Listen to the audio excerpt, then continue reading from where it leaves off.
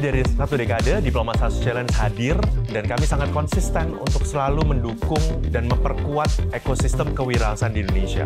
Ini adalah kesempatan bagi teman-teman untuk memvalidasi ide bisnis kalian yang tidak kalah penting untuk mendapatkan pendampingan dari coach.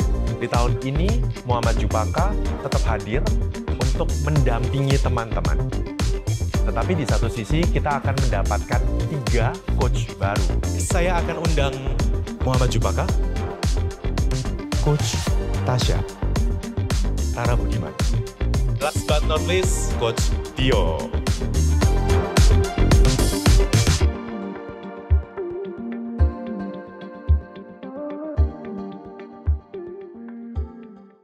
Selamat datang di Diplomat 100 Challenge ke-12, Unlocking Opportunity.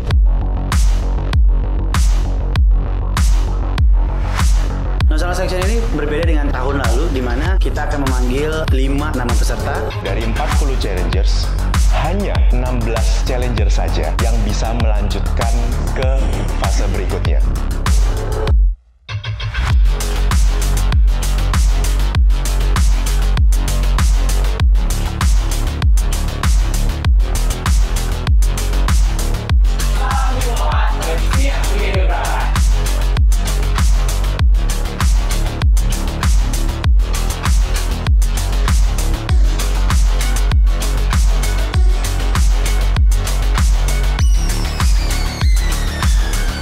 Selamat kepada para pemenang, sampai jumpa di Diplomat 100 Challenge tahun 2022.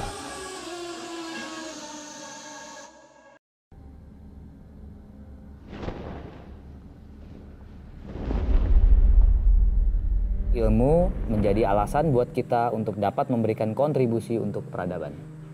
Setiap masa ada gelap dan terang. Saya yakin bersama-sama dengan tekad yang kuat kita mampu melewatinya.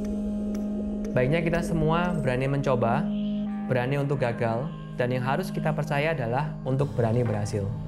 Dari sana gue ngerasa gue harus kerja ikhlas, punya niat yang tulus, karena Tuhan pasti ada cara buat ngebalasnya.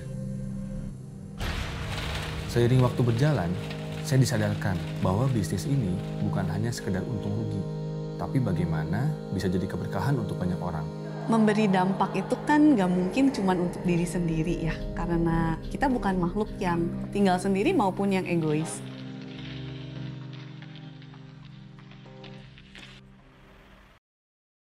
DSC bikin gebrakan. Wah, kurang semangat. DSC bikin gebrakan. Oke, assalamualaikum warahmatullahi wabarakatuh. Selamat pagi, salam sejahtera untuk kita mulai. Yang saya hormati Wakil Rektor 3 Bidang Kemahasiswaan dan Alumni, Dr. Ahmad Fauzi SMM. Yang saya hormati Direktur Kemahasiswaan Universitas Amikom Yogyakarta, Ibu Suyatmi SMM. Yang juga saya hormati pembicara kita pada pagi hari ini yang sangat luar biasa, ada Mas Greta Cucu. Selamat pagi Mas, dan juga Mas Andrea Nurdiansyah Eskom. Selamat pagi.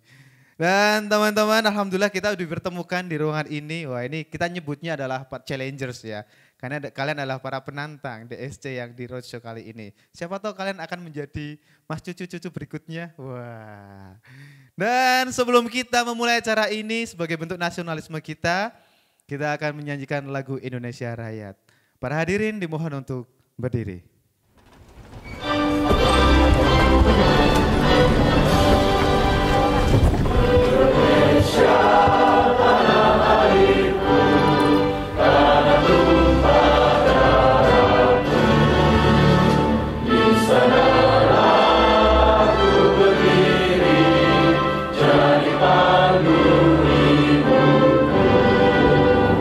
Indonesia kebangsaanku.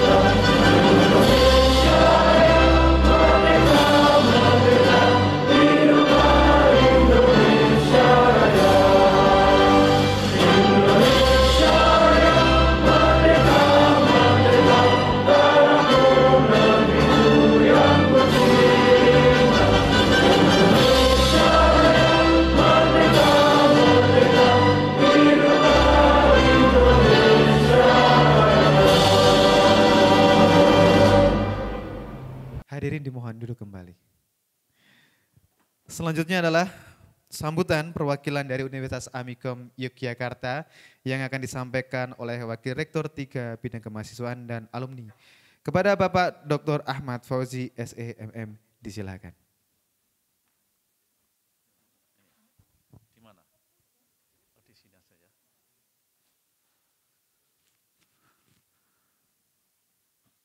Assalamualaikum warahmatullahi wabarakatuh. Selamat pagi, salam sejahtera untuk kita semuanya yang kami hormati dan yang berbahagia, narasumber kita Mas Cucu yang sangat luar biasa dan Mas Andrian, dan juga dari pihak perwakilan dari DSC yang luar biasa dan kami hormati. Tak lupa juga untuk para hadirin, peserta yang hari ini hadir di ruang sinema Amikom yang sangat luar biasa, yang saya banggakan dan saya apresiasi. Yang pertama dan utama tentunya mari kita selalu panjatkan puja dan puji syukur kehadirat Allah SWT, Tuhan Yang Maha Esa atas nikmatnya. Sehingga pada pagi hari ini kita bersama-sama hadir di ruangan ini untuk mengikuti satu event yang saya kira akan sangat luar biasa, yaitu DSC, Diplomat Success Challenge. Nah, hari ini nanti teman-teman semuanya akan mengikuti diskusi dan juga pemaparan dari para narasumber ini yang sangat luar biasa. Maka acara ini, ya, Diplomat Success Challenge ini, yang tentunya ini adalah event nasional. Jadi tidak sembarang event, ini tingkat nasional. Maka dari pihak DSC bersama dengan Amikom, unit kewirausahaan, prodi kewirausahaan dan juga entrepreneur kampus mencoba untuk memberikan, menginformasikan dan mengajak para hadirin baik mahasiswa Amikom maupun juga non Amikom yang berada di wilayah Yogyakarta diajak untuk di challenge, ya. Nah, DSC ini lebih fokus kepada aspek ke bidang entrepreneur. Maka saya yakin rekan-rekan yang hadir di sini tentunya sudah punya semangat, punya niat untuk bagaimana menjadi seorang entrepreneur. Yang namanya entrepreneur, maka tadi ngobrol dengan narasumber ini, memang kreativitas dan inovasi itu selalu beriringan. Ketika orang berpikir kreatif, maka akan muncul inovasi-inovasi baru. Nah, kalau entrepreneur adalah diajak berpikir kreatif. Kalau leadership, bagaimana punya sikap yang mental positif. Teman-teman punya sikap mental positif, kreatif, sebagai seorang pengusaha atau entrepreneur, karena yang namanya bidang usaha itu terus bergerak, bidang usaha itu terus dituntut kreativitas, karena pasti ada persaingan, ada kompetisi, maka dibutuhkan kreativitas. Ketika berpikir kreatif, maka inovasi-inovasi itu akan muncul dan akan keluar. Oleh karena itu, teman-teman semuanya, saya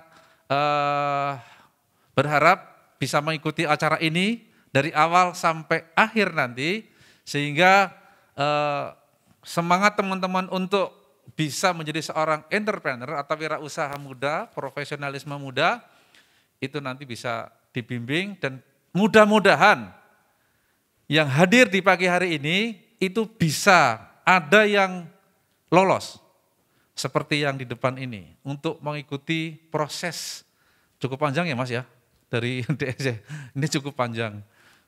Tapi hasilnya nanti bisa dilihat sendiri. Demikian dari saya. kurang lebihnya mohon maaf. Selamat mengikuti acara ini dengan seksama. Mudah-mudahan mendapatkan hasil, inspirasi, dan termotivasi untuk menjadi seorang entrepreneur sejati. Terima kasih juga dari DSC telah bekerja sama dengan kami Universitas Amikom Yogyakarta. Dan Bu Yatmi juga terima kasih, ini dari timnya Bu Yatmi luar biasa mempersiapkan acara ini. Demikian, kurang lebihnya mohon maaf. Selamat pagi, Assalamualaikum warahmatullahi wabarakatuh.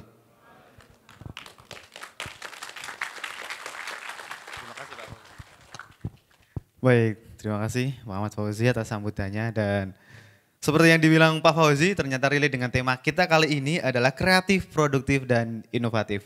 Apakah teman-teman mau menghasilkan produk-produk yang kreatif, yang inovatif, atau hanya sekedar beda? Atau teman-teman itu produktif, atau ternyata sok sibuk? Ya kan? Nanti kita akan sharing dengan narasumber-narasumber kita.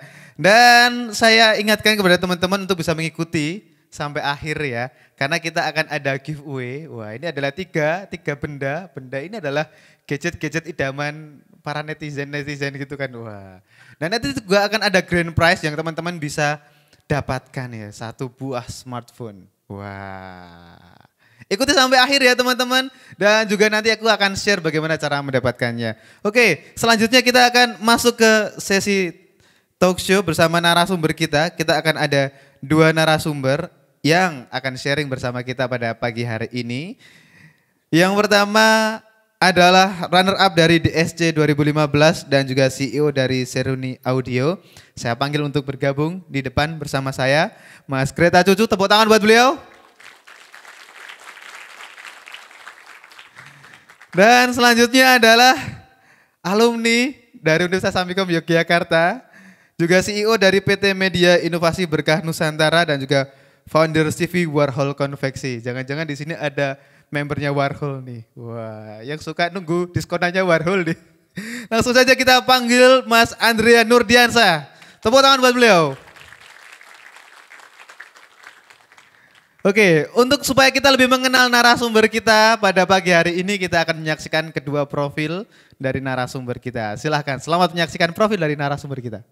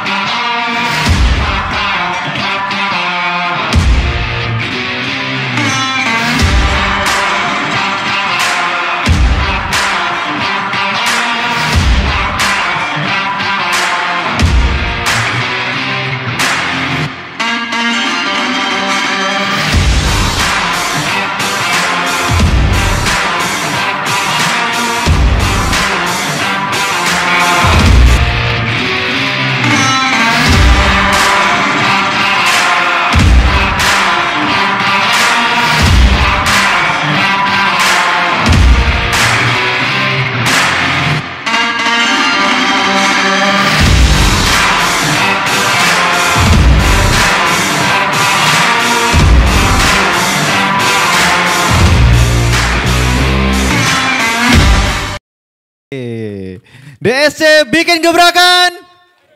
Wah, tetap semangat ya, hentakan kakinya dan tangannya itu harus bareng. Bikin gebrakan supaya kita akan menggelegarkan sinema pada pagi hari ini. Oke, sebelum kita sharing nih bersama narasumber ini kan, kita pengen tahu sebenarnya, dan mumpung di sini ada runner up DSC 2015. Berarti itu DSC keberapa Mas Cucu? 2015 ya? Iya, 2015. Kelima ya? 6. Sekitar 5. Ya. 2009 ya DSC ya? Mulai dari 2009. Berarti 2015 itu yang ke-6 ya? 6. Harusnya sih urut sih, sampai sekarang ke-13 nih sekarang. Iya, sekarang ke-13 ya. Jadi ini adalah DSC ke-13 teman-teman di tahun 2012. Pertamanya tahun 2009 ya. Dan Mas Cucu ini runner up 2015 yang ke-6 ya berarti? Iya, betul. Oke, mungkin bisa sharing dulu nih Mas tentang sebenarnya tuh DSC itu apa gitu? Oke, terima kasih Mas waktunya. Halo Mas. Kita kayak di sidang di sini ya Mas di depan. Oke, kita bicara tentang DSC berarti bicara tentang entrepreneur tadi yang sudah diceritakan sama Bapak. Kewirausahaan. Jadi kalau di kebetulan kalau saat ini kewirausahaan banyak kompetisinya ya. Salah satunya adalah DSC yang sudah berkomitmen lebih dari 10 tahun menyelenggarakan kompetisi entrepreneur atau kewirausahaan. Nah, DSC itu Diploma Success Challenge di sini. Jadi teman-teman diberi ruang atau diberi semacam kesempatan untuk mewujudkan ide bisnisnya yang belum terlaksana ataupun yang sudah terlaksana untuk di-scale. Dan yang menariknya lagi dari kompetisi DSC ini Mas adalah bahwa 2 miliar tersebut itu bentuknya adalah hibah.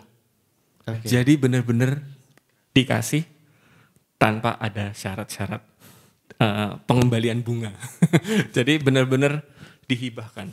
Jadi selain itu setelah kita nanti kalau kita lolos ya atau kita mengikuti kompetisi ini dan kita berhasil sampai di grand final dan mendapatkan hibah tersebut, kita masih diberi lagi namanya pendampingan, mentorship. Itu waktu saya tahun 2015 itu sekitar 2 tahun mentorship saya. Dan kita juga punya wadah yang menarik ini sebenarnya sebuah ekosistem entrepreneur namanya Diplomat Entrepreneur Network.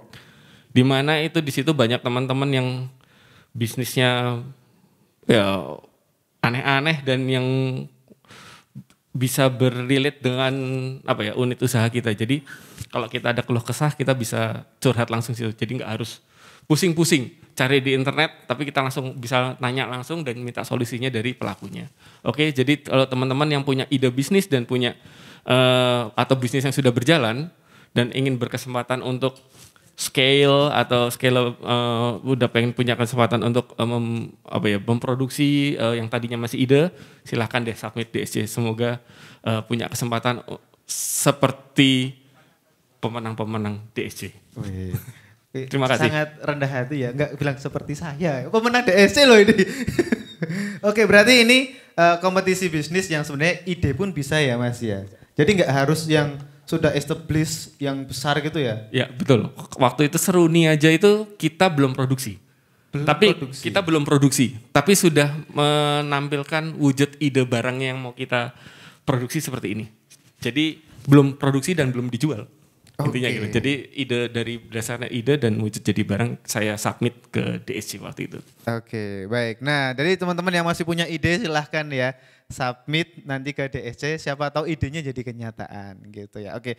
Dan nanti kita juga akan punya sesi tanya jawab teman-teman, Q&A. Teman-teman bisa tanya kepada narasumber kita setelah nanti sesi talk show. Nanti teman-teman silakan bertanya. Ada kesempatan untuk 3 orang penanya bertanya kepada narasumber. Oke, aku akan mungkin mulai ya kita sesi talk show-nya ya. Karena ini tadi cukup menarik. Seruni masuk DSC belum produksi gitu ya. Itu kok pede? Itu permasalahan itu. Karena semua orang tuh pengen jadi entrepreneur. Semua orang pengen punya duit 2 miliar. Semua orang pengen kaya punya bisnis sendiri. It's entrepreneur wannabe. Wannapreneur lah istilahnya kalau bahasa gaul keren. Wannapreneur gitu kan. Gitu. Tapi mental mereka tuh bukan mental entrepreneur. Ditanya ide bisnismu apa? Oh, belum jadi ya gitu kan. Yang udah punya produknya apa? Oh, produknya apa ya? Ya masih sedikit ya. Ngomong produknya sendiri gak berani. Ngomong idenya sendiri gak berani. Tapi pengen jadi entrepreneur. Itu sebenarnya entrepreneur tuh harus punya mental yang seperti apa tuh? Coba Mas Cucu. Oke. Kalau bicara masalah mental harusnya nih Mas Andres lebih keren ya. Nah, jadi kalau relate-nya sama kompetisi DSC berarti kan relate-nya oleh namanya kesiapan ya. Kalau di dari C itu kan ada prinsip 3P yang mereka cari sebenarnya. Persona, piawai, dan paham. Ya, jadi persona itu kalau tadi bicara sama tadi Mas tanya masalah wirausaha, berarti kamu personanya sudah terlihat kalau kamu memang pengen berwirausaha gitu loh. Ada semangatnya kelihatan dari semangat atau spiritnya. Kalau paham berarti paham akan produk yang ingin ditawarkan gitu loh. Sedangkan kalau piawai berarti ya kamu menguasai apa yang dikerjakan gitu loh. Nah, jadi kalau mental tersebut sebenarnya terbangun dengan sendirinya sih kalau ketika kita tarik tadi yang poin 3P tadi. Jadi kalau udah niat dirinya, ya contoh aja kalau kita mau daftar kuliah aja, mau daftar kuliah ke Amikom, berarti kan semua udah disiapin ya, baik secara materi dan mental untuk ujian dan segala macam tersebut ya. Begitu juga ketika waktu kita mau jadi menentukan sikap kita menjadi wirausaha, berarti yang kita mau siapkan adalah mental nggak gajian. Mental nggak gajian. Mental nggak gajian. Padahal mindsetnya jadi pengusaha itu duitnya banyak. Nah, iya kan terlihatnya kan seperti itu ya. Tapi siap mental untuk nggak gajian, ya kan? Itu Mas Cucu udah tahu dari awal itu. Harus. Oke, ya teman-teman ya. Harus siap tidak gajian, ya kan? Siap rugi, siap dan ya siap macam-macam ketika nanti produknya dirilis ternyata tidak fit dengan market, ya kan? Walaupun sebenarnya idenya udah babi bu bebo gitu kan, ternyata pas dirilis nggak ada yang beli, nggak ada yang tertarik dengan produk kita. Nah itu harus itu berarti balik lagi sama mental tadi. Jadi kesiapan tersebut sih sebenarnya menurut saya sih itu akan dengan sendirinya dari teman-teman ketika memang punya jiwa pengen entrepreneurship atau wirausaha. Saya rasa itu bagian yang paling penting adalah sikap atau mental terburuk dalam sebuah kegiatan yang kalian tekuni. Jadi mengantisipasi ya. Jadi dengan antisipasi, sikap mengantisipasi, sikap jangan ya pasrah boleh, tapi antisipasi harus ada gitu loh. Mau ngapain teknikalnya. Ya seperti itu sih menurut saya. Ini seminar wirausaha yang unik ya. Biasanya kalau kita di seminar wirausaha, jadilah entrepreneur, kamu bisa mengatur gajimu sendiri, kamu bisa mengatur keuanganmu sendiri. Tapi yang ini bilang siap rugi, siap ora gajian, dan Anda tahu resiko itu. Harus tahu Mas. Kenapa memilih tetap jadi entrepreneur? Nah itu pertanyaannya. Ngimpi tadi Mas yang Mas sebut. Ngimpi pengen jadi duitnya banyak tadi. Ngimpinya ke sana Mas, tapi ngimpinya ke sana. ngimpinya yang tinggi pasti bagus kan. Nah, tapi di mentalnya saya siapin yang kayak gitu, jangan mentalnya enak dulu gitu maksud saya. Jadi mental komplit lah. Jadi kalau udah punya ya alhamdulillah, nggak punya siap cari lagi gitu. Oke, tapi tetap mimpinya itu harus dikejar. Ada mimpi tinggi, mimpi jauh yang harus dikejar, tapi perjalanannya teman-teman harus siap dengan apa yang tadi disampaikan oleh Mas Cucu. Oke, terima kasih Mas Cucu. Mas Andrea nih, wah. Ini Mas Andrea tuh saya cukup mengetahui perjalanan beliau karena dulu saya sempat satu ruangan dengan Bu Yatmi. Mas Andrea tuh bawa box sepatu ke sekolah, ke kampus. Jualan sepatu di kampus. Wah sepatunya dipakai Bu Yatmi. Dan sekarang tuh, wah ternyata juga Warhol juga. Dulu udah ada Warhol belum ya waktu jualan itu ya? Sudah. Sudah, itu udah brand Warhol ya itu. Cuman tokonya belum. Belum ada toko, jadi tokonya adalah toko berjalan. Bawa tas, bawa istilahnya box-box sepatu banyak. Dan itu dibawa ke kampus. Bu Yatmi nyoba yang mana, yang ini. Nomornya beda, dicariin lagi. Bahkan ini ada mahasiswa bawa sepatu ke sekolah, jangan-jangan sales mau piye. Tapi yang dilakukan itu dan yang gak main-main, gak jualannya gak ke mahasiswa. Ke ruang dosen teman-teman. Nah ini ya perlu ditanyakan Mas Andrea nih. Mentalnya itu gitu. Jadi gimana kalau menurut tadi? Pertanyaannya sama, mental yang harus dipunyai seorang entrepreneur itu gimana sih? Mungkin dari mental negatifnya dulu ya. Jadi kita jarang berkembang itu karena mental block sebenarnya. Yang pertama selalu tidak percaya dengan kemampuan diri sendiri. Yang kedua fixed mindset. Dan yang ketiga itu adalah menghadirkan jawaban dari setiap pertanyaan yang kita buat. Yang contohnya meremehkan diri sendiri itu seringnya adalah ketika kita ingin berwirausaha atau ketika contohnya ingin daftar DSC aja. Kayaknya nggak mungkin deh, aku dari masih mahasiswa sedangkan sainganku adalah orang-orang yang sudah profesional. Jadi sering kita tidak percaya dengan kemampuan diri kita sendiri. Padahal kalau kita nggak percaya dengan kemampuan kita, bagaimana orang yang lain? Yang kedua adalah fixed mindset, ini cukup berbahaya juga. Banyak orang yang berpendapat, aku ini nggak bisa public speaking, aku ini cuma bisa marketing, aku ini nggak bisa SDM. Nah ini sebenarnya sudah membatasi kemampuan diri kita dan ini yang harus dihilangkan. Dan yang ketiga adalah kita sering selalu menyampaikan, kita selalu membuat pertanyaan tetapi kita jawab sendiri. Dulu saya sering mengalami contohnya ketika mau, saya sekarang fokusnya di manajemen hotel dan homestay, ketika mau masuk hotel, kayaknya nggak mungkin deh, saya nggak mungkin bersaing dengan Horizon, saya nggak mungkin bersaing dengan Aston. Ketika saya ingin rekrutmen, kayaknya nggak mungkin efektif deh karena gaji karyawannya mahal. Nah ini adalah sering kita akan melakukan sesuatu, tetapi terlebih dahulu menjawab dengan jawaban yang sebenarnya ya itu akan justru membuat kita down seperti Blocking itu. duluan ya. Ya. Nah, kemudian yang salah satu mindset yang harus dimiliki, yang pertama itu adalah selalu berpikir untuk positif atau melihat sesuatu yang melihat positif dari segala peluang yang ada gitu. Sikap mental positif. Sikap mental positif seperti Amikom yang banget. Amikom Prof Yanto itu. Jadi seperti yang kita alami, jadi di saat pandemi WeHost omsetnya turun drastis bahkan sampai minus berdarah-darah. Nah, waktu itu saya yakin bahwasanya pandemi ini pasti akan ada akhirnya dan akan ada hikmah di setiap kejadian. Nah, yang waktu itu yang kami lakukan adalah fokus melakukan pembenahan. Jadi kita tidak ada layoff, tidak ada work from home, semua from office. Jadi kita hanya merubah fungsi yang sebelumnya customer service fokusnya itu adalah membantu membalas chat di sistem, di website. Kita rubah dia menjadi seorang content creator. Begitu juga housekeeping yang sebelumnya fokus bersih-bersih rumah, kita rubah fungsinya untuk membuat SOP job desk. Dan akhirnya apa? Ketika pandemi yang lainnya harus berhenti atau harus sleep, kami terus berjalan secara maraton. Akhirnya setelah pandemi, sebelum pandemi omset 6 bulan, setelah pandemi itu kita capai hanya dalam waktu 1 bulan. Jadi kesiapan itu datang beserta kesempatan seperti itu.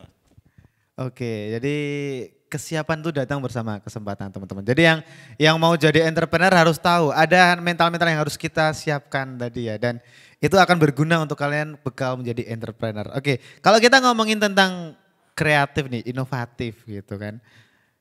Orang tuh pengen produknya kreatif, inovatif. Tapi akhirnya cuma beda. Enggak kreatif, enggak inovatif juga. Beda dan enggak laku. Iya kan, beda dan gak laku, tapi pengen kreatif itu. Nah sebenarnya supaya benar-benar kreatif, supaya benar-benar inovatif dan laku itu gimana? Mungkin siapa? Mas Cucu dulu. Halo, yang menarik sebenarnya ada rumusan AMT itu ya, kalau teman-teman tahu ya kalau di dunia entrepreneur. Amati, ATM. Amati, tiru, amati, tiru dan modifikasi. Amati, tiru, modifikasi ya berarti ATM. AM itu berarti dibaliknya. Oke. Jadi itu mungkin yang dari sisi pemahaman yang menurut saya jadinya kurang tepat. Makanya akhirnya jadinya cuma beda doang. Ya kan Mas? Jadi amati, tiru, modifikasi cuman diginiin dikit berubah ini jadi ini. Nah, jadi akhirnya kesannya terlihat cuman beda dan tidak ada value tambahan di dalamnya. Oke. Sedangkan yang paling sulit adalah kita memberikan value, nilai di dalam produk yang kita buat. Jadi kalau saya saya cerita tentang pengalaman saya dengan Seruni, kenapa saya memutuskan yang waktu itu mendaftar ke DSC itu adalah membuat mikrofon. Kita bikin, kalau teman-teman di HP silakan searching aja Seruni Audio, dilihat itu produk kami. Kita fokus waktu itu bikin mikrofon clip on. Kalau kenapa kita bikin clip on? Pertama yang bukan karena beda, pengen beda, tapi karena saya melihat ada ruang atau market yang belum kesentuh di sana. Nah berarti tadi kalau kita bicara kreatif berarti kan juga bicara riset nih. Iya. Ya kan, ada riset nih, ada riset. Nah riset, kebetulan saya di bidang audio, saya juga lulusan musik, jadi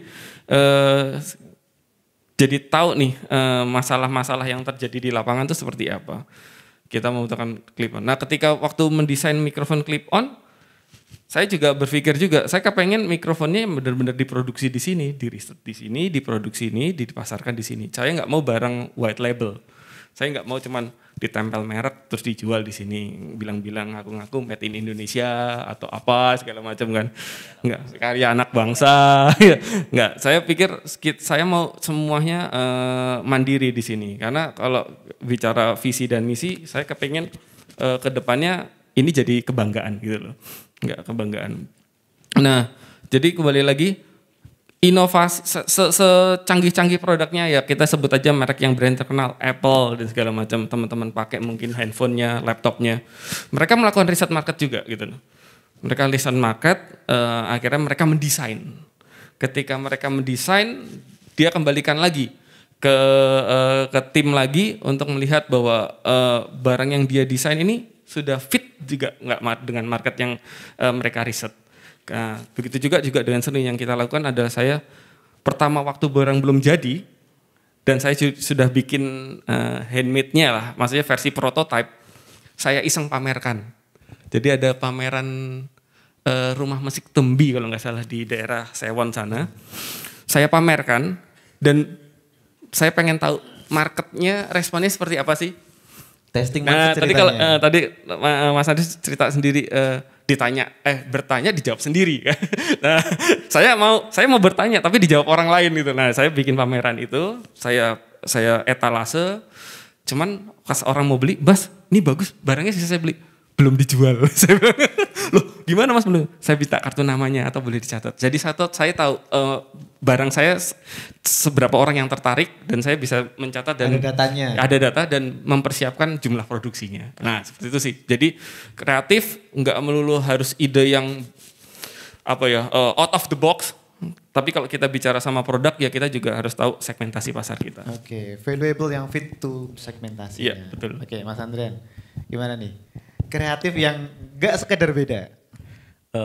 Sebenarnya kalau nyari beda gampang kan. Jadi Beda gampang. Dulu sama kalau di WeHost dulu kita fokusnya dulu awalnya mau nyaingi Traveloka gitu.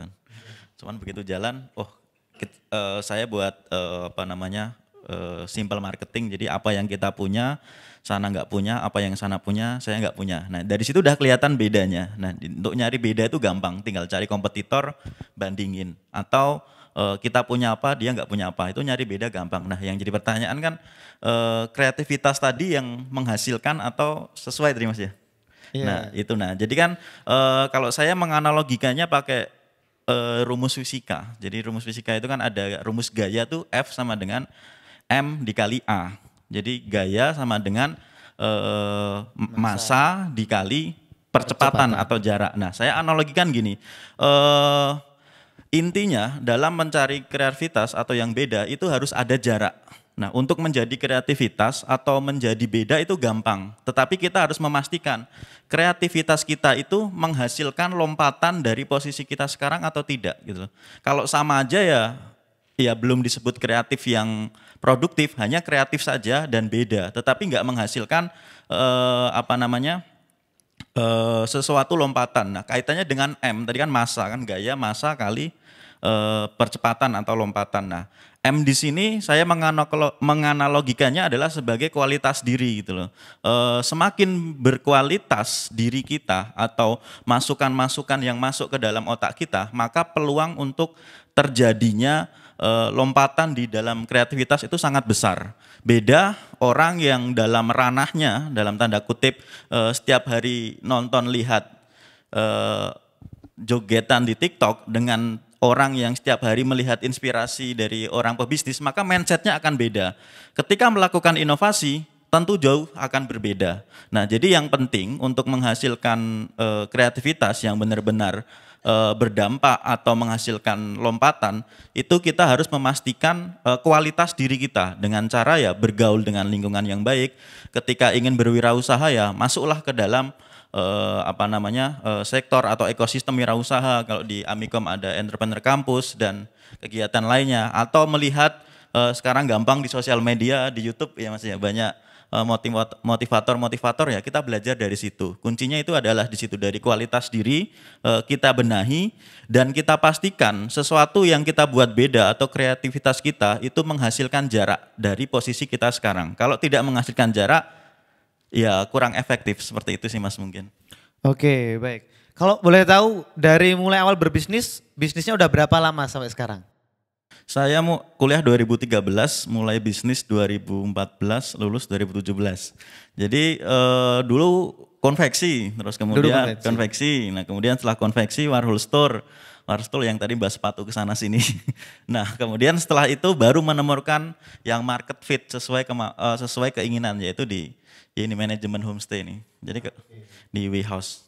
Berarti rata-rata berapa tahun ini establishnya? Udah berapa? Dari 2000 belajar bisnis Mas ya. 2014 ya. 14 kalau sampai sekarang berarti 8 8 tahun ya. 8 tahun. Cuman ya bukan perkara waktu sebenarnya kalau bisnis itu sebenarnya ya mau menambah atau belajar atau enggak. Intinya kan seperti itu. Kalau masalah waktu kan tidak menjamin kualitas. Benar, mungkin nyambung tentang itu ya. Banyak orang sudah memulai tapi tidak bisa bertahan. Mereka mungkin gebrakan barunya ya gebrakan beneran, berbeda tadi, inovatif, fit to market, but market is grow, ya kan. Marketnya akan change teman-teman. Mereka nggak bisa adaptasi nih. Bisa sampai 8 tahun tuh gimana Mas? Ya, intinya saya merasakan dari dulu di Amikom ikut program PLBT BBT apa itu jadi IBK. Jadi IBK ikut program IBK, kemudian di situ tumbuh mental. Nah, kemudian mulai merunning bisnis. Jadi intinya adalah di mindsetnya. Jadi ketika menjalankan sebuah bisnis yang harus kita tahu market itu dinamis dan kemudian kebutuhan orang itu berubah dan disrupsi teknologi, kemudian kebutuhan itu terjadi. Yang harus kita lakukan adalah pintar-pintar untuk selalu bertumbuh. Mindset kita harus selalu tumbuh. Jangan mentang-mentang berwirausaha langsung ongkang-ongkang kaki, tinggal terima hasil, tunggu aja tanggal matinya gitu. Jadi bisnis itu pakai seperti kurva S ini. Jadi pertama kita belum menemukan marketnya, belum ketemu kan. Nah, ketika kita sudah ketemu profit, di sini kita harus ngegas. Ngegas. Nah, nanti lama-lama akan landai. Nah, ketika landai, ketika kita nggak memiliki kemampuan untuk riset, kemampuan untuk membaca pasar, ya akhirnya jatuh. Kita lihat banyak bisnis yang jatuh kayak Nokia ya, Nokia, BlackBerry, itu apakah CEO-nya nggak hebat? Semua hebat, tapi jatuh karena apa? Karena dia kurva S-nya telat untuk inovasi. Nah, berarti terutama yang membuat kita bisa bertahan, yang inti adalah di mindset sih. Harus intinya berwirausaha itu terus tumbuh, terus belajar. Jangan motivasi berwirausaha bisa menikmati income yang banyak, bisa leha-leha. Kalau udah cabangnya banyak, udah IPO nggak apa-apa misalkan. Tapi kalau masih dalam tahap UMKM, tahap develop, ya harus kerja keras. Gimana caranya meningkatkan kemampuan. Nah, itu tadi siap pragajian gitu, seperti itu. Itu real. Pernah ngalami nggak gajian? Saya dulu di konveksi sejak kuliah itu berjalan 1,5 tahun itu saya nggak pernah gajian. Tapi saya bisa menggaji karyawan waktu itu 12. Kenapa nggak gajian ya? Karena saya sadar kemampuan saya waktu itu untuk manajemen SDM kacau, gitu loh. Tapi mindset saya nggak apa-apa, saya nggak dapat uang di sini, saya masih dalam tanda kutip masih bisa bertahan gitu loh, masih bisa ada pemasukan walaupun sedikit-sedikit. Tetapi di situ saya belajar. Kalau dulu tujuan saya di awal itu adalah uang, pasti saya udah tutup. Oke. Nah, akhirnya saya menemukan di homestay yang marginnya cukup dan nyaman. Jadi kan prosesnya panjang. Kalau misalkan di awal saya dulu langsung uang, ya nggak akan jalan sampai sekarang mungkin seperti itu. Oke, jadi teman-teman kalau punya bisnis tuh nggak hanya profit tapi ternyata nggak cuma produknya yang punya value tapi bisnisnya juga harus punya value supaya bisa bertahan ya. Mas Dutu, bisnis udah berapa lama nih? Kalau tadi ikut DSC atau sebelumnya udah juga ada? Ya, kalau sebelumnya sudah ada. Di 2011 saya sama partner saya bikin toko retail alat musik. Okay. Tapi genrenya saya bilang. Ya, genrenya kita main yang di recording. Jadi digital audio. 2011 sampai sekarang 11 tahun. Oke. 11 tahun. Ya? Alhamdulillah sekarang masih ada. Jadi kalau Mas tadi bicara masalah manajemen sistem, manajemen SDM, kalau dari saya lebih ke sistem. Jadi gimana sistem internal, maksud saya, jadi gimana saya bisa mengontrol semua pekerjaan yang dilakukan di lapangan tanpa saya harus turun ke lapangan. Jadi dalam kondisi sekarang, waktu itu 2011 kan belum setren sekarang ya, semua banyak aplikasi keuangan, aplikasi segala macam. Tapi dari situ saya sudah siapin fondasinya. Gimana saya bisa ngontrol semua in and out itu dari luar, nggak harus ke dalam terus. Nah dari 2014 makanya setelah itu saya bisa bikin produk sendiri yaitu Seruni Audio. Jadi saya target 4 tahun saya sudah bisa punya manajemen, dalam arti punya manajemen pribadi untuk ngontrol itu semua. 2014 saya bikin brand. Jadi Seruni itu mulai dari tahun 2014, mulai establishnya itu di 2015 sampai sekarang. Oke, jadi istilahnya ada sistem ya, ada Ya, sistem. ada sistem. Jadi ini kadang benar yang dilupakan. Maunya enaknya. Maunya enaknya. Giliran dikasih repot, tapi tetap minta enaknya, nggak susah. Nah, jadi giliran rugi yang dimarah-marahin yang di bawah, giliran untung ya diam-diam aja saya bilang. Nah, maksud saya balik lagi ya, maksud saya kita tuh entrepreneur sebenarnya bukan Superman yang bisa melakukan apa-apa sendiri. Bener Mas punya tim dan segala macam. Nah, tim itulah yang sebenarnya kita desain gitu loh. Jadi jangan mikirnya ini desain gue, brand gue, enggak. Tapi kita punya tim. Nah, tim itu juga yang sebenarnya menopang atau menunjang visi misi kita. Nah, itu gimana caranya mendeliver. Nah, itu banyak yang lupa cara mendeliver ide, knowledge ke tim. Oke, baik. Tadi sempat dibahas juga tentang inovasi itu harus selalu dilakukan. Market is change and business is always grow gitu kan. Pertanyaannya adalah kapan? Mungkin secara singkat ya nanti ya. Kapan waktu yang tepat kita berinovasi lagi? Apakah setiap tahun atau bahkan setiap bulan atau kapan? Mungkin Mas Jojo dulu nih. Kapan nih? Inovasi itu nggak ada waktunya sih. Maksudnya nggak harus ditentukan kapan. Setiap hari itu adalah kita harus berinovasi sih. Kalau langkah yang kalau saya sering melakukannya itu dengan hal yang iseng itu adalah kalau biasa kita lewat gang itu, besok kita lewat gang yang lain. Kadang itu tiba-tiba punya ide lain. Oh, yang sana udah berubah ya, ada ini ya, ada itu ya. Jadi semacam masukan. Dan sekarang jadi banyakin cari insight yang positif. Kalau tadi udah dijelasin kalau tujuannya ingin growth di bisnis, banyak sekarang di YouTube, di TikTok juga ya, di Instagram, mentor-mentor yang bisa kalian serap ilmunya untuk menambah wawasan. Kalau saya dulu nggak ada, 2011-an itu 2014 nggak ada trennya mentor-mentor keluar ke mana online. Jadi makanya saya beruntung ketika DC ngasih saya mentor tuh.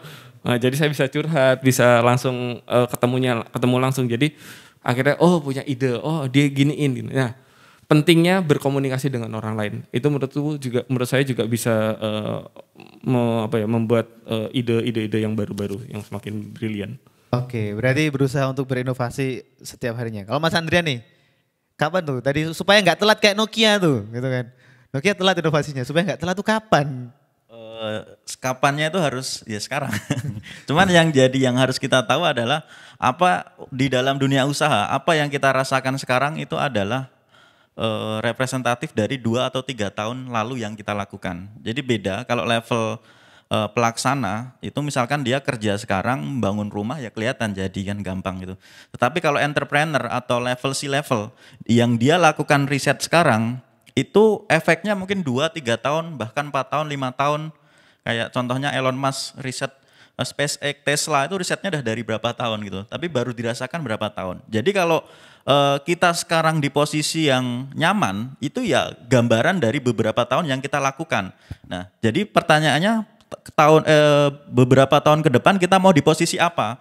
Kalau mau di posisi yang baik ya kita harus berinovasi dan riset dan belajar dari sekarang. Kalau enggak lifetime-nya ini udah kemakan usia ya akhirnya jungkel tadi gitu. Jadi ya kalau waktunya tanyanya kapan ya setiap saat. Tetapi yang mindset yang harus dipegang sekarang adalah representatif dari yang lalu dan yang akan datang itu adalah apa yang kita lakukan sekarang. Oke, jadi supaya tetap bertumbuh dan tetap produktif ya tetap harus berinovasi sekarang ya. Karena sekarang itu ada representatif mungkin 2-3 tahun yang akan datang ya. Oke, mungkin pertanyaan terakhir ya nanti sebelum kita masuk ke Q&A ya. Tadi dilihat bisnisnya udah jalan, tapi ikut kompetisi. Gitu. Seberapa penting sih ikut kompetisi? Kenapa nggak fokus ngurusin bisnis tapi tetap masih mau ikut kompetisi? Mas Cucu dulu deh, ini yang anak DSC nih. Iya, jebolan DSC Mas. Ya, kalau bicara tadi masalah kenapa, sebenarnya ada unsur yang namanya validasi sih. Validasi. Ini ideku cuman ide khayalan apa beneran ya atau masuk akal atau realistis. Supaya nggak dijawab sendiri tadi ya. Iya bener Mas. Jadi ketika divalidasi ternyata lolos, ternyata diakui make sense bagi ya gini lah bicaranya. Kita kan kalau sekarang entrepreneur bicaranya selalu teman-teman kepengen bisa pitching, dapat investor, ya kan. Itu kan bicara meyakinkan orang lain, ya kan, dengan ide bisnis yang kita miliki gitu loh. Kalau teman sendiri aja nggak yakin, gimana kita mau yakinkan investor untuk menginvest usaha kita, perusahaan kita. Nah, itu salah satunya validasi tadi. Jadi kenapa saya tetap ikut DSC itu juga salah satunya adalah teman yang saya ceritain ide saya, dia bilang, lu pajang aja itu di DSC proposalnya, siapa tahu lolos. Nah, ada validasi satu nih ya, hasil validasi duanya saya yakinkan dengan kompetisi. Ya alhamdulillah validasinya berlanjut sampai ke grand final gitu. Oke, berarti salah satunya adalah tujuannya validasi. Kalau Mas Andrian nih, cukup banyak juga ikut kompetisi selama di Amikom juga kan? Saya termasuk usaha saya dan kemampuan saya itu termasuk yang dibentuk karena kompetisi. Jadi kompetisi pertama yang saya ikuti itu kewirausahaan mahasiswa Indonesia dulu dengan Bu Yatmi dan Pak Fauzi.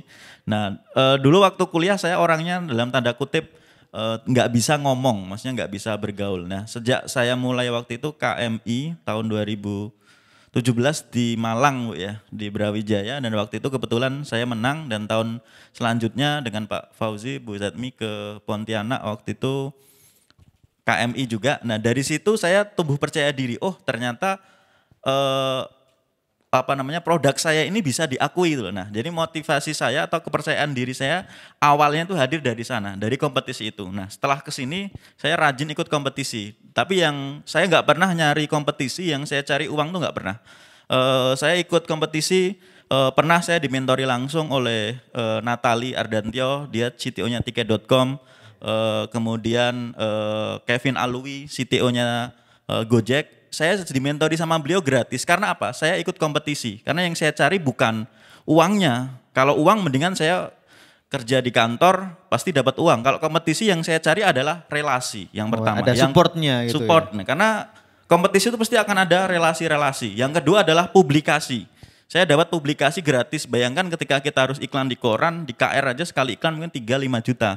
Tapi ketika kita ikut kompetisi, kita dapat iklan secara gratis. Mentor bisa dapat secara gratis. Sekarang siapa, saya mungkin nggak akan dapat akses mentor dengan beliau kayak Coach Natali, terus Mas Kevin Alwi, kalau nggak difasilitasi dengan kompetisi tadi. Jadi intinya dari kompetisi ya banyak lah kayak publikasi gratis, kemudian relasi, pengetahuan yang utama, dan yang ketiga kalau menang tuh bonus, Mas. Kalau menang, ngomong-ngomong soal menang, kompetisi pernah gagal nggak sih?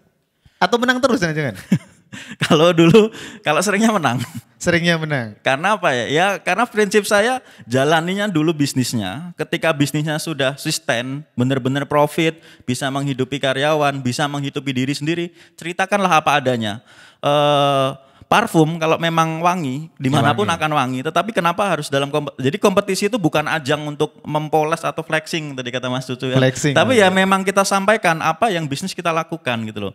Kalau memang ide ya coba aja di kompetisi. Saya dulu waktu ide pernah ikut WMM awal-awal masih ide, ya tujuannya cuman ya nyari relasi, nyari kenalan terus. Nah dari situ dari cerita-cerita saya dapat insight. Oh ternyata kalau bisnis ini gini ya, ini gini ya. Nah itu yang mahal sih sebenarnya Mas. Oke, jadi teman-teman ketika mengikuti relasi itu benefitnya sangat banyak ya. Jadi validasi ya kan, supaya nggak dijawab sendiri. Wah raiso iki market iki. Biar yang jawab itu memang yang ahli yang tahu gitu ya. Karena kita nggak mampu ya kita mampukan di kompetisi. Dan dapat relasi ya kan, Pak Natali, In the Mind of Natali. Wah, buku yang terkenalnya Pak Natali itu kan. Dan dapat relasi, dapat support ya kan, dapat publikasi gratis gitu ya. Dan itu biasanya tinggal ikut kan ya, nggak usah istilahnya nggak ada yang ditakutkan gitu ya. Kalau mungkin belum menang gimana? Apakah yang harus kita lakukan nih? Kompetisi tapi belum menang nih. Sebenarnya ada polanya juga. Oh ada polanya. Jadi kan lama-lama juga paham, oh polanya seperti ini. Kemudian kalau belum menang ya memang belum layak, berarti seperti itu gitu loh. Ya kita harus terima ya. Terima gitu, dan ya yang penting intinya ketika ikut kompetisi goalnya jangan uang dan jangan menang. Jadi akan ada hikmah di situ. Kalau goalnya menang dan uang pasti kecewa gitu. Tapi kalau goalnya adalah ilmu, saya selalu mengikuti kompetisi walaupun kalah ya nggak pernah kecewa. Tapi minimal saya dapat satu ilmu baru lah, apa teman baru gitu. Bisa buat dapat cerita baru dari kisah suksesnya atau kegagalannya orang-orang, semakin banyak gagal kan ya minimal kita tahu jangan lewat jalan itu gitu lah. Kalau pengalaman itu adalah guru terbaik, ya pengalaman gagal jangan dari kita, dari orang lain gitu ya. Bener. Kita belajar dari guru orang lain, jangan kita yang gagal, masuk pengen gagal itu. Mas Cucu pernah kalah kompetisi gak? Pernah sih gak sih? Kalau saya tambahin, saya pengalaman saya kenapa saya pengen DC, karena saya pengen muka saya dipajang baliho di perapatan, Mas. Karena yang menang selama berapa bulan itu di baliho besar setiap perempatan yang ada di Jogja ini ada Mas mukanya. Marketing gratis. Gak hanya se-Jogja, se-Indonesia Mas. Saya pernah punya teman itu tiba-tiba WhatsApp saya, telepon saya kan, gak saya angkat. Terus tiba-tiba dia bisa ngangkat, dia ngirim, foto mau neng Cilacap le. Di baliho perempatan. Jadi ini motivasi konyol sih maksud saya. Maksudnya konyol tuh dalam artian ya benar Mas. Saya memang nggak ada tujuan dapat sekian funding, sekian dapat hibah, sekian enggak. Tadi karena validasi tadi saya berharap saya dapat publikasi. Dengan publikasi saya berharap orang tahu kenal produk saya. Jadi ketika saya berjualan atau saya menawarkan produk saya ke orang lain, PD saya naik. Jadi ketika PD-nya naik, ngomongnya pinter, menarik pelanggan untuk membeli produk saya lebih wahid lah gitu. Oke, baik. Jadi kita harus istilahnya meluruskan niat ya. Niatnya jangan menang, jangan hadiah, tapi ada ilmu-ilmu yang didapat dalam kompetisi. Betul. Sedangkan kalau ikut mentorship itu mahal loh Mas. Serius mahal sekali mentorship bisnis. Apalagi kalau di besok kalau di DSC ini salah satunya ada namanya inkubasi. Kelas inkubasi itu sekitar 4 hari sampai 5 hari itu lumayan insight-nya luar biasa. Dan kita tahu sendiri kalau kita ya tadi relasi dan semuanya kita sangat butuh. Jadi ketika kita punya produk, kekurangannya itu bisa dilihat dari sudut orang lain yang lebih berpengalaman. Oke, baik. Ternyata kompetisi juga banyak benefitnya buat kita ya. Dan di Roadshow DSC ini kesempatan buat teman-teman ikut di DSC ya. Siapa tahu jadi cucu-cucu selanjutnya. Wah. Kalau cucu berarti cici tapi itu. Oke, jadi memang di DSC ini adalah yang tahun ke-13 ya, dan ini cukup bergengsi buat teman-teman bisa submit ya. Dan bagaimana caranya untuk submit, kita akan saksikan video How to Submit DSC 2022. Silakan menyaksikan. Hai Challengers, ini adalah cara submit proposal kamu ke Diplomat Success Challenge 2022. Pertama, buka website diplomatsukses.com. Mulai dengan klik tombol login.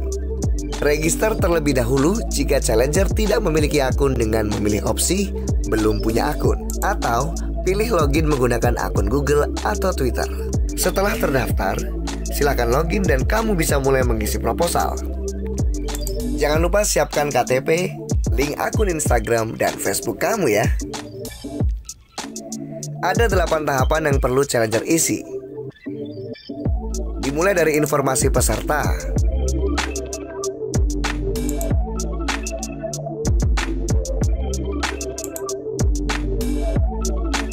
perhatikan cara penulisan link Facebook dan Instagram kamu. Klik tombol selanjutnya untuk mengisi data lain di form selanjutnya. Kemudian ide bisnis yang kamu miliki.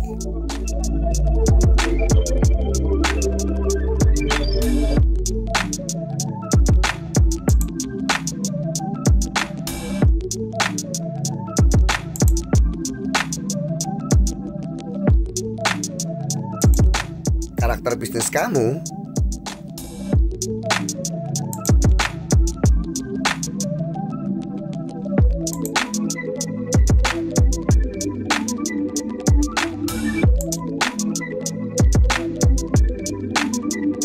keuangan bisnis kamu,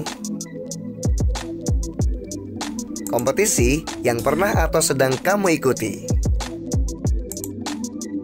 kota audisi yang kamu pilih, dan konfirmasi dengan mengupload foto tanda pengenal diri. Pastikan ukuran file tidak lebih dari 1 MB. Setiap step yang kamu isi akan tersimpan secara otomatis.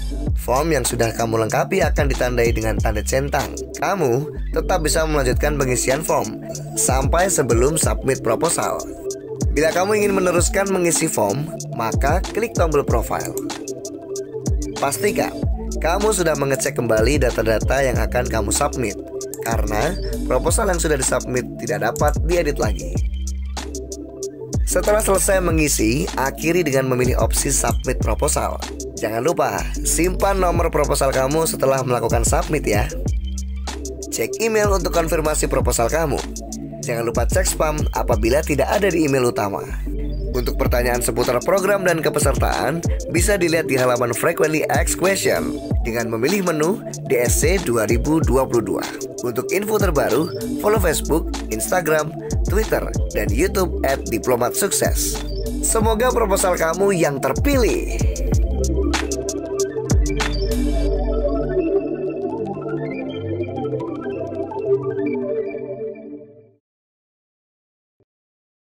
Gebrakan. Oke, lebih semangat ya. Tangannya diangkat, kakinya menggebrak ya. DSC bikin gebrakan. Tepuk tangan untuk kita semua teman-teman. Oke, kita akan buka sesi tanya jawab Q&A bersama para narasumber kita. Silahkan teman-teman yang mau bertanya langsung. Oke, yang pertama angkat tangan nih, yang dipakai sweater atau apa ini ya tadi ya. Silahkan Mas yang di tengah ya. Sebutkan nama, pertanyaannya apa. Kalau udah punya ide bisnis, sebutkan ide bisnisnya apa. Ya. Jangan malu menyebutkan ide bisnis kita atau bisnisnya apa. Ini Mas Farid, yang tengah ini, tengah. Ya, yang pakai hijau batik gitu kan. Ya, kepada Mas Coco dan Mas Andrian. Landasan terkuat Mas untuk tetap mempertahankan bisnis itu apakah juga didasari visi misi wirausahawan dalam membantu sesama manusia? Lalu goals apa yang sudah Mas capai ketika berbisnis dan membangun visi kemanusiaan tersebut? Terima kasih. Oke baik, satu-satu dulu ya. Nanti gitu. Wah ini berat ini. Jujur loh tapi ini ya, harus jawabnya jujur ini. Apakah selama ini Mas Cucu, Mas Andri itu bertahan itu memang ada visi kemanusiaannya atau bahkan itu yang utama atau ada hal-hal lain yang membuat Anda bertahan di entrepreneur ini, Mas Andrian? Jujur nih ya, jadi bukan. Terus terang memang salah satu goal kita itu, jadi salah satu culture di WeHost itu adalah beribadah. Bahkan setiap tahun kita menggratiskan satu karyawan yang menurut kita ibadahnya bagus itu tuh umroh. Itu real, bisa dicek sendiri ke kantor WeHost. Nah itu salah satu yang hal nyata yang kita lakukan. Jadi pada dasarnya kembali ke prinsip saya secara pribadi bahwasanya akhir dari ini tuh apa sih ya udah akan ditinggalkan semua gitu loh. Tapi kalau hanya untuk mencari dalam tanda kutip uang itu yang untuk bekal nanti nggak akan tercapai. Tetapi ketika kita untuk mengejar ke jauh sana, secara otomatis yang di sekitar itu akan ikut ketarik juga. Bukan terbukti entah ini efek atau enggak. Jadi di WeHost tuh dari sekian banyak hotel dan homestay yang kerjasama dengan kami, itu kami tidak pernah melakukan promosi. Ayo kerjasama, rumahnya titipkan ke kami, nggak pernah. Tetapi dari mulut ke mulut, temannya si ini, temannya si ini, temannya si ini, ada rekomendasi hotel ya, temannya ini. Apa yang kita jaga? Yang kita jaga adalah kepercayaan. Kita tidak pernah yang namanya menyelewengkan. Ketika jual 1 juta, kita sampaikan 1 juta. Ketika jual 500, kita sampaikan 500. Yang kita jaga adalah kepercayaan dan komitmen. Ketika bilang laporan tanggal 2 kita usahakan gimana caranya harus kita kirim. Kita harus transfer hari itu, kecuali kena limit gitu loh. Dan akhirnya apa?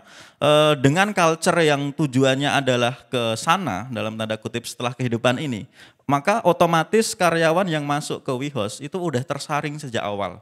Jadi culture di kami itu sudah tertanamkan sehingga ya kalau dibilang misi kemanusiaan ya itulah misi kami gitu, seperti itu. Mungkin salah itu satunya. aja Mas. Salah satunya. Atau itu utamanya? Salah satunya, kalau yang lainnya nanti flexing. Kalau boleh tahu nggak misi utamanya deh, landasan utama supaya bisnisnya Mas Andrian itu tetap bertahan itu apa? Kalau dibikin kalimat singkat apa Mas? Landasan utamanya adalah berkah. Jadi PT Media Inovasi Berkah Nusantara. Berkah. Memang ada berkahnya ya? Berkah dan ketenangan. Intinya itu sih, buat apa bisnis kalau hidup nggak tenang? Intinya tenang dan berkah itu sih. Tenang dan berkah. Ya kalau dibilang sakjane ya berkah dan tenang itu untuk diri sendiri ya.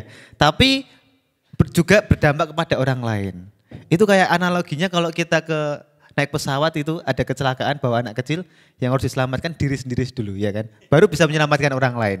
Jadi kalau kita menyelamatkan diri sendiri, bisnisnya jalan, kita bisa menyelamatkan orang lain dengan membuka lapangan pekerjaan. Benar kan? Oke, Mas Cucu nih. Apakah ada misi kemanusiaan di balik bisnis Anda, Mas Cucu? Wah, ini menarik. Ini sangat berat sekali saya, kayak di LSM jadi. Ya, tapi kalau berdasarkan, tapi memang kalau itu nanti masuknya ke visi misi sih. Jadi ketika kamu bikin dan menganggap ini sebagai rumah ibadah kamu ya atau usaha kamu ya, harus punya visi dan misi. Itu visi dan misi itu nanti yang ngontrol sebenarnya. Ngontrol culture, ngontrol target, ngontrol dream, mimpinya mau kemana, itu visi dan misi. Kalau salah satunya seru itu adalah mengantisipasi MEA, Masyarakat Ekonomi ASEAN.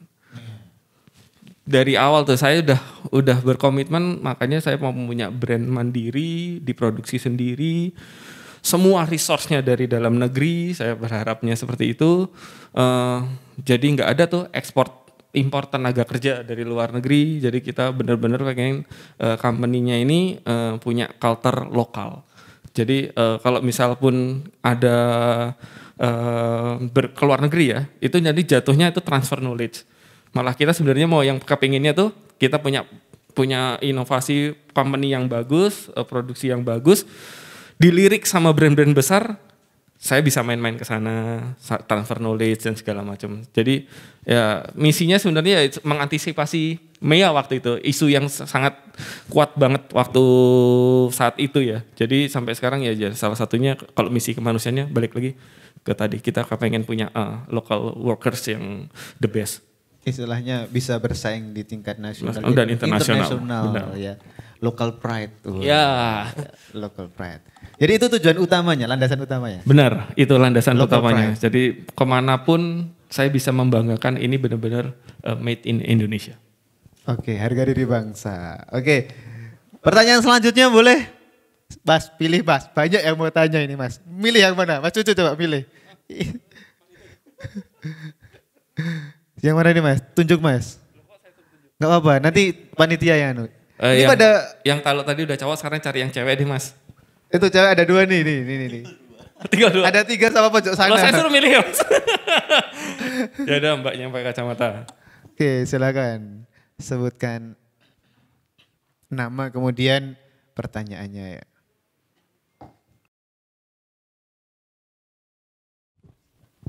Hai, perkenalkan nama saya Aulia Deva Rahmadani.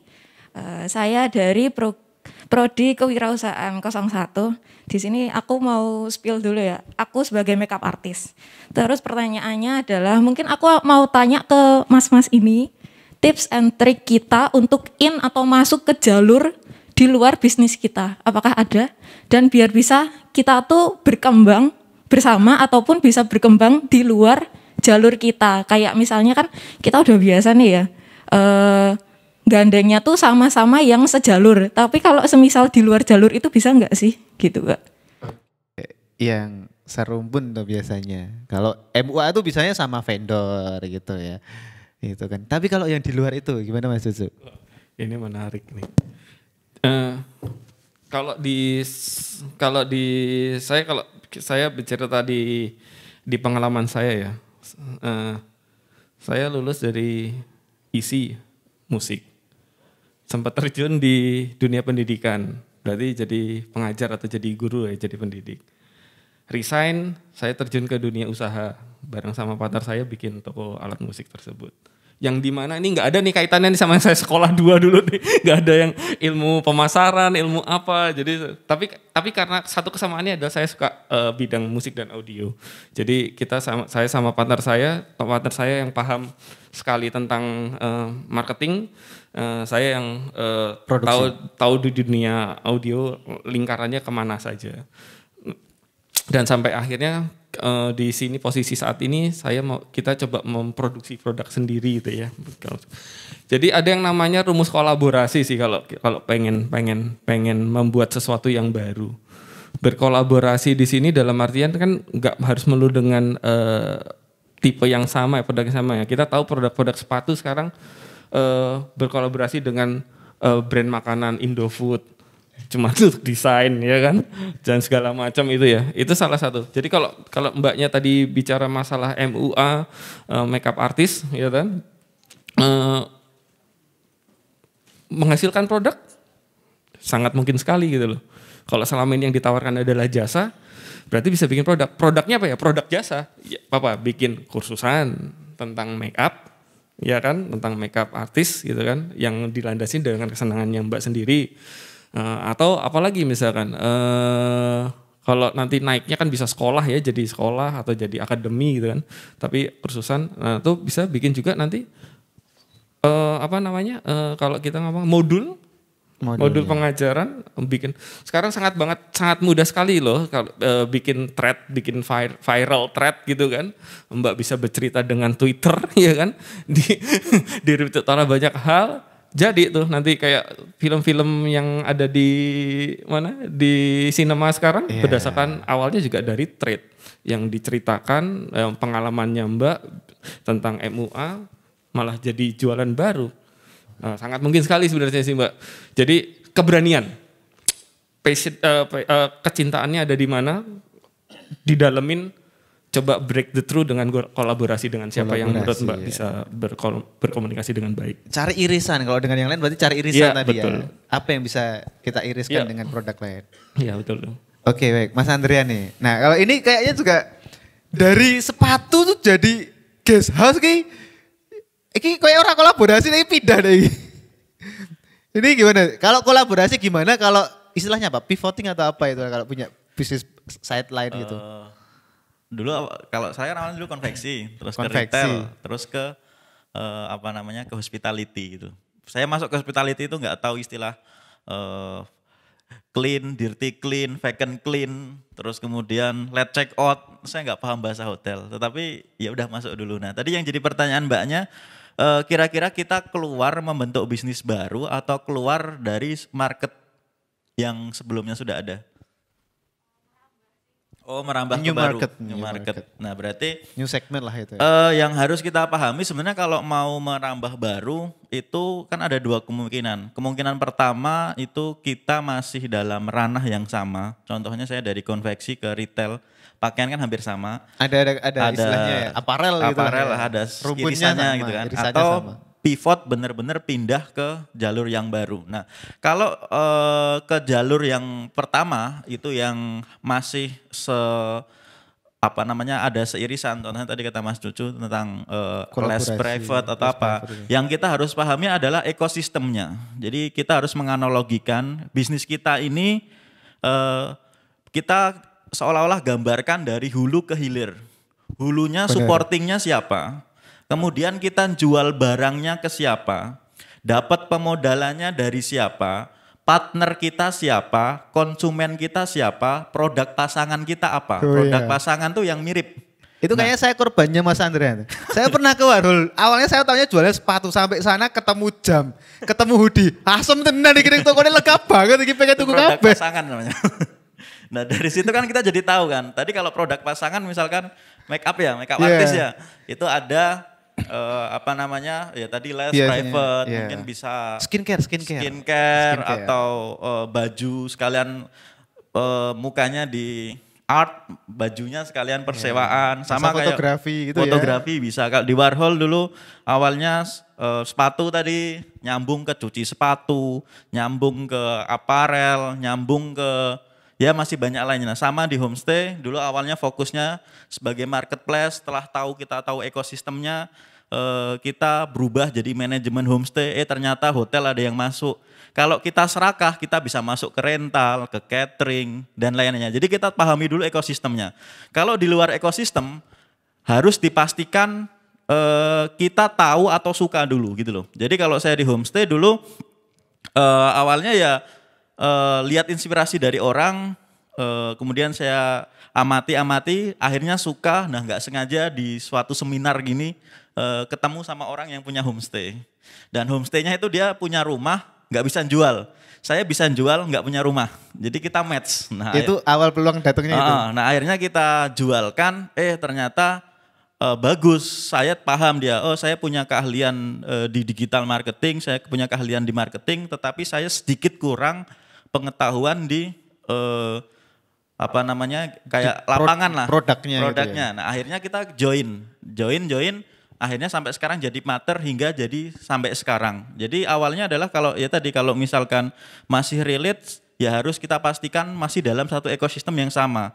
Cari produk pasangannya atau apa yang misalkan. Kalau misalkan pindah jalur, ya kita harus mencari jalur baru atau mencari channel yang baru. Ya dengan cara ya suka dulu terhadap bidang itu, kemudian masuk dan pelajari kira-kira apa yang bisa masuk ke sana dan peluang apa. Mungkin seperti itu sih. Oke, jadi mungkin dari dua narasumber kita bisa tahu ya, kolaborasi itu bisa kolaborasi di produknya, ya produknya punya irisan apa, atau skillnya tadi kan, skill marketing dan skill punya mengelola rumah gitu ya, bisa kita kawinkan istilahnya, kolaborasikan lah gitu ya, dan jadi mungkin market yang baru. Oke, pertanyaan terakhir deh, ada yang mana nih? Nih, Mas yang pakai kacamata boleh deh. Nih. Sepertinya banyak yang pengen tanya ini. Habis ini nanti spill Instagram atau apa ya Mas ya, supaya mereka bisa kontek-kontekan. Silakan Mas. Terima kasih atas waktunya. Perkenalkan, nama saya Titan Bagus Bramantyo. Saya dari angkatan 2019. Tadi dari mas-mas di depan sini sempat disinggung tentang mental barangkali yang tadi siap untuk tidak gajian dan sebagainya gitu ya. Berarti saya melihat di sini ini berkaitan dengan masalah keuangan dan juga masalah modal seperti itu. Saya juga beberapa waktu belakangan ini mengikuti tentang fenomena ini startup bubble burst. Jadi di mana kondisi startup di Indonesia ini beberapa banyak yang melakukan PHK besar-besaran terhadap karyawan yang seperti itu karena ada ya itu tadi fenomena yang disebut sebagai startup bubble burst itu. Kalau saya lihat itu dikarenakan ada kaitannya dengan investor seperti itu. Nah, untuk kami yang ibaratnya baru mau memulai seperti itu, bagaimana menilai dari seorang investor seperti itu? Karena kalau dilihat, ya secara manusiawinya, seorang investor yang melakukan uang itu kan pasti nggak mau rugi gitu. Oke, mungkin secara singkatnya berarti bagaimana seorang investor itu menilai dia layak nggak diinvest? Iya, dan kemudian dari fenomena kemarin itu ada yang namanya istilahnya bootstrapping. Jadi mereka para usaha-usaha ini menggunakan modal sendiri seperti itu. Oke. Nah, barangkali bagaimana pendapat dari mas-mas di depan terkait tadi yang masalah investor ataupun juga tentang masalah bootstrapping. Ide bisnisnya apa Mas? Punya ide bisnis apa? Masih konsep. Jadi, apa? Iya. Ayo, kalau ngomongnya bingung gitu Gisan. Nanti kita doakan loh ini. Apa Mas idenya? Iya, jadi untuk saat ini kami tim sedang bikin aplikasi semacam one stop solution aplikasi untuk wisata pendakian di gunung di Indonesia. Pendakian. Oke, akhirnya berani mengutarakan idenya apa. Tepuk tangan buat beliau. Terima kasih. Oke, ini terkait dengan keuangan, permodalan yang memang jadi, ya ini lagu lama itu. Semua orang tuh menganggap permodalan itu salah satu hal yang sulit. Dan bahkan, wah berarti nek randedet kudu ra gajian dhisik. Tapi kan akhirnya mereka bagaimana menilai, kita bisa dinilai seorang investor itu layak untuk berkembang.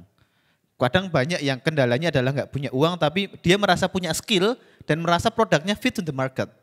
Nah bagaimana sih menilai si investor itu gitu Mas? Silakan. Ini sebenarnya dari pengalaman saya juga mengalami dari posisi itu. Kalau dari saya dulu awal, saya kembalikan ke diri kita sendiri. Kita ini tipe yang siap menerima investor atau tidak. Nah itu nanti ada konsekuensinya. Bedakan dulu itu, kita siap menerima investor atau tidak. Kalau siap menerima investor berarti kita siap ditekan, siap dikasih target, siap dikasih tantangan untuk mengembalikan uang. Nggak ada orang ngasih uang terus dikelaskan. Pasti dia ada udang di balik batu. Itu pasti konsep utamanya seperti itu. Kalau ada itu namanya DSC. DSC, nah berarti itu DSC. Hibah itu. Hibah. Nah terus kalau misalkan kita konsep yang kedua, tipe orang yang nggak siap di situ, masuklah ke jalur bootstrapping. Nah setelah kita menentukan itu, kira-kira tipe bisa menerima investor atau tidak, yang kedua adalah strateginya pun berbeda. Ketika kita memilih jalur menerima investor, yang kita lakukan adalah profiling. Profiling itu sebelum jalan kita buat rencana dulu yang jelas. Marketnya siapa, produknya apa, jualnya kemana, revenue-nya, keuntungannya dari siapa, marginnya cukup atau enggak, Nah kemudian tim yang dibutuhkan apa, gajinya berapa, baru minta uang ke investor. Tetapi kalau jalan bootstrapping, itu yang kita lakukan adalah reprofiling. Kalau kita model bootstrapping nggak ada pendanaan, ikut jalur yang pertama, kita harus mikir dulu jual kemana, ngano ke siapa, keburu pusing, akhirnya nggak jadi. Yang kita lakukan kalau bootstrapping itu adalah jalan dulu. Jalan dulu, setelah jalan ada profit, ada market, baru reprofiling. Reprofiling itu setelah jalan, baru kita lihat segmennya siapa, marketnya berapa, kemudian marketnya ini masih tumbuh atau enggak. Kebiasaan orang-orang yang beli di tempatku tuh gimana? Misalkan kuliner belinya jam berapa? Yang datang pakai mobil apa pakai motor? Kalau misalkan yang datang pakai motor ya harganya jangan tinggi-tinggi misalkan. Kalau misalkan nggak ada tempat parkir ya jangan sok-sok high class seperti itu. Kalau misalkan yang datang segmen menengah ke bawah, berarti yang kita lakukan adalah diferensiasi produk, banyakin produk supaya rata-rata average transaksinya naik. Kalau misalkan kita yang datang adalah kelas menengah ke atas, yang kita lakukan adalah beda, yaitu adalah tebalkan marginnya. Dari situ kan sudah beda. Jadi singkatnya adalah pahami dulu kita butuh investor atau enggak. Kalau butuh, pahami konsekuensinya apa. Kalau enggak butuh investor, pahami konsekuensinya apa. Konsekuensinya jelas tadi enggak gajian Mas ya. Kalau enggak pakai investor, berarti minimal harus ada dana talangan. Dana talangan jadi kesempatan sebenarnya, mumpung masih muda-muda gini belum nikah, ya udah kalau misalkan kehabisan uang ya paling numpang teman atau telepon orang tua. Beda kalau udah punya anak istri, nggak makan, bahaya itu, bahaya, kakak terancam kan. Jadi itu yang harus dipertimbangkan seperti itu. Nah setelah itu ketika pakai investor berarti kita harus susun matang-matang rencananya. Ketika nggak pakai investor jalan dulu, setelah jalan baru kita profilkan. Nah dari situ sudah kelihatan beda. Nah kalau kami bootstrapping juga tanpa pendanaan, bahkan kita sempat ditawari beberapa UMG Ideal Lab, BRI Venture, itu hampir masuk ke kita. Tetapi saya nyaman, wah saya masih belum butuh uang kok, saya belum butuh ekspansi. Jadi kenapa harus masukkan investor? Investor itu adalah nanti di posisi kita benar-benar butuh dan kas kita nggak bisa untuk operasional. Nah kita baru masukkan investor. Bukan goal investor lah, buat keren-kerenan lah, biar diliput Tech in Asia gitu ya. Nah itu udah zamannya. Nah kenapa startup itu sekarang bubble ya? Karena dulu emang era keemasannya udah berubah. Kalau dulu sistemnya bakar uang, tinggikan valuasi, IPO. Tapi sekarang semua orang udah tahu pola-pola seperti itu. Nah akhirnya berubah. Yang dari valuasi berubah ke profiting. Akhirnya investor mulai gerak ke produk-produk real. Contohnya seperti kopi kenangan yang profit, kemudian ada e-fishery. Nah itu adalah salah satu terobosan baru. Jadi nggak serta-merta pakai investor itu salah dan nggak serta-merta membangun sebuah aplikasi atau startup itu harus valuasi. Bootstrapping pun bisa, saya membuktikannya. Mungkin itu aja. Oke, berarti pahami kriteria kita ya, kayak mainnya seperti apa. Wah. Mas Cucu, secara singkat ini gimana nih tadi? Udah banyak tadi ya. Menambahkan secara singkat deh. Iya. Kembali lagi sih, namanya usaha itu kan cari profit saya bilang. Basicnya tuh cari profit, bukan cari modal. Oke, ini insight bagus ini. Iya. Usaha itu cari profit. Bukan cari modal saya bilang. Bukan cari modal. Jadi, nah itu balik lagi ke mindset. Jadi kalau seru ini basicnya ya cari profit gitu loh. Jadi bikin produk dengan COGS ya atau HPP yang bagus, dijual dengan margin yang besar ya kan. Tapi ingat juga goalnya mau gimana nih. Kalau seru nih tadi bisa kita bikin produk dengan jumlah quantity berarti harus ada line distribution. Line distribution ada berarti harus dijual oleh partner atau toko retail. Berarti kita harus ngitung tuh perhitungan masalah margin diskon dan segala macam. Berarti balik lagi kita bikin usaha itu targetnya adalah profit. Jadi kalau kenapa terjadi bubble burst itu ya karena dulu adalah targetnya bukan profit, targetnya market sizing. Marketnya gimana caranya bisa dihabisin gitu loh, dipakai ke dia semua. Tapi market juga pinter, mana yang nggak ada diskonnya ya pindah. Nah, ya kan? Gak ada customer loyal. Iya, gak ada customer loyal.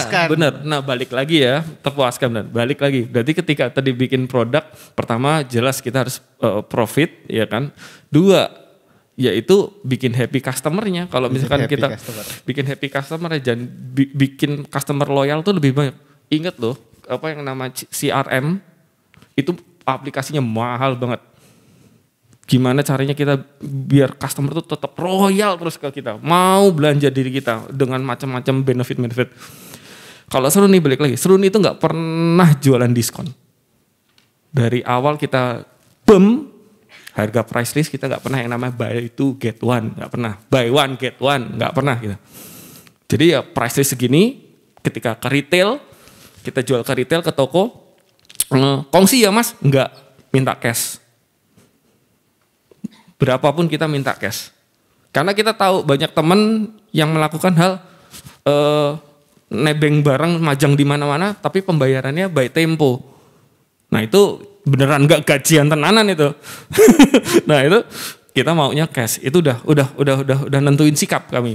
Nah yang terakhir diskon di waktu yang tertentu. Jadi strateginya kita gitu. Kita nggak pernah bikin diskon ketika salesnya lemah nih. Bikin ini ya, bikin diskonan ya. Nggak pernah. Kita selalu, dan kita bikin customer itu nggak bisa menebak kita ada di mana diskonnya. Jadi ketika kita pernah sekali bikin promo waktu itu pas banget pandemi, lagi ya lockdown di mana-mana.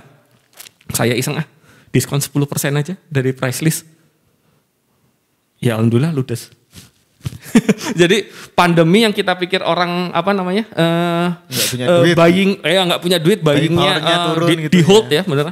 Ketika punya diskon itu mereka merasa kayak ngeliat gila nih kayak Gucci diskon 10% kapan lagi dia beli. Ya, jadi nah itu sih maksud saya mindset strategi marketing, strategi pasti ya, tapi basic kalau mas memang pengen terjun ke dunia ingat mas, mindsetnya tetap yang namanya bikin usaha itu kita harus profit, titik. Oke, jadi nggak gajian tuh siap nggak gajian, tapi jangan mindsetnya nggak gajian terus. Iya. Tetap mindsetnya profit, cuma siap kalau ada konsekuensi seperti itu. Oke, mungkin closing statement deh. Siapa dulu? Mas Andrian? Mas Andrian dulu deh. Closing statement nih buat teman-teman. Gimana Mas Andrian? Bingung saya.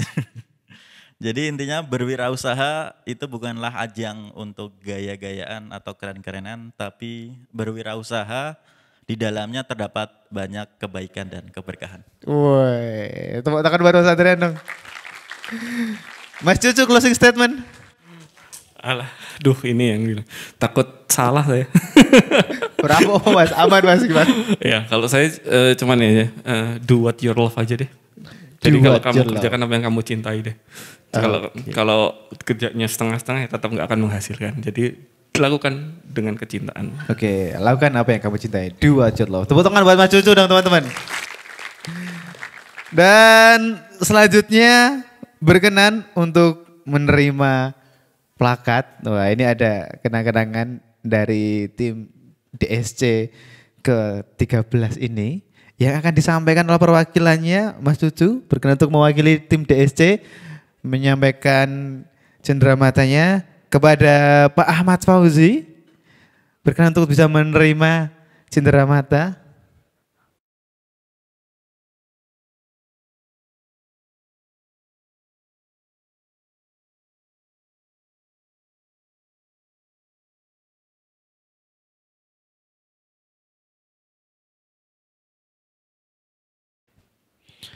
Oke, ini adalah cenderamata yang diberikan tim Roadshow DSC ke-13 kepada Universitas Amikem Yogyakarta yang diwakili Dr. Ahmad Fauzi SMM.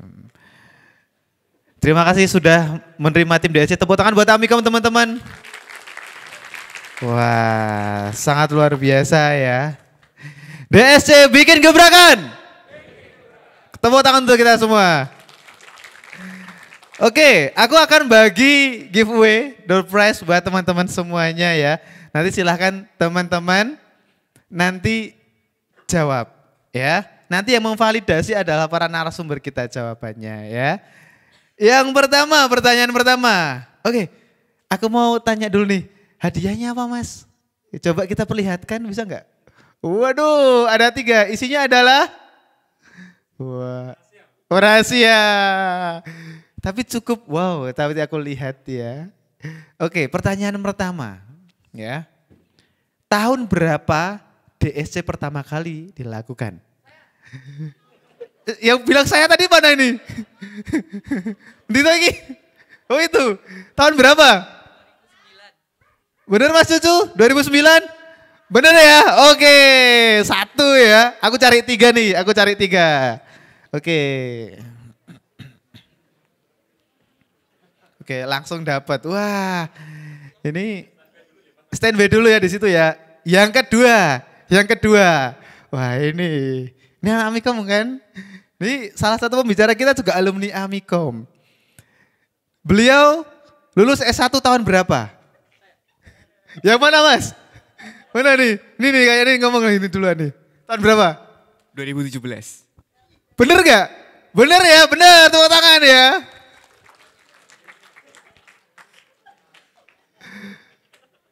Oke, aku coba pertanyaan terakhir aku iseng deh. Siapa tahu ada. Ada nggak yang ulang tahun hari ini? Ada nggak yang ulang tahun hari ini? Beneran ada? Yang ulang tahun hari ini? Nggak ada? Nggak ada? Ulang tahunnya setiap hari ya? Oke. Ada nggak? Oke. Sekarang tanggal berapa? Tanggal 6 ya? Ada nggak yang ulang tahunnya tanggal 6? Beneran tanggal 6? Tunjukkan KTP-nya. Coba, siapa dulu? Duluan. Itu ada, bawah ada KTP siapa yang duluan? Tanggal 6 apa Mas ulang tahunnya? 6 Maret. Oke, 6 Maret. Coba gini, aku foto dulu buat pinjol. Oke ya, dapat ya, silakan tepuk tangan buat 3 pemenang kita.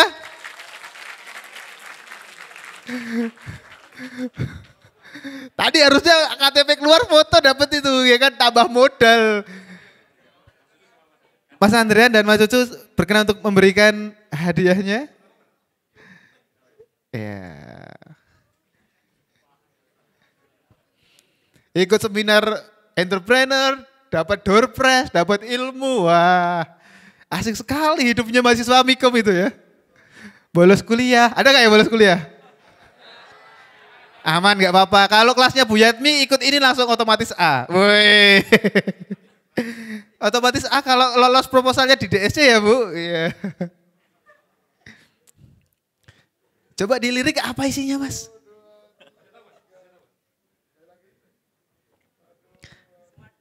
Coba kasih lihat. Wow, smartwatch. Coba spill lagi Mas, apa Mas yang di situ?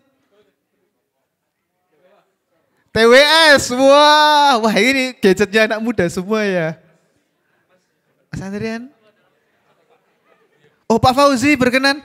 Bu Yatmi. Tepuk tangan buat Bu Yatmi. Wah biasanya kalau Bu Yatmi yang ngasih akan ada tambahan nanti. Tambahan tugas maksudnya.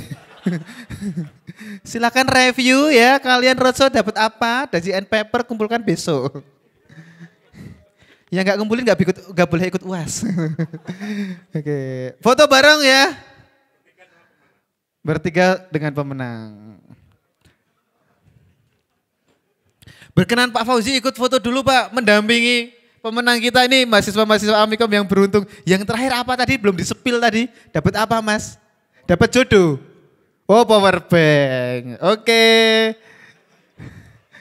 Siap.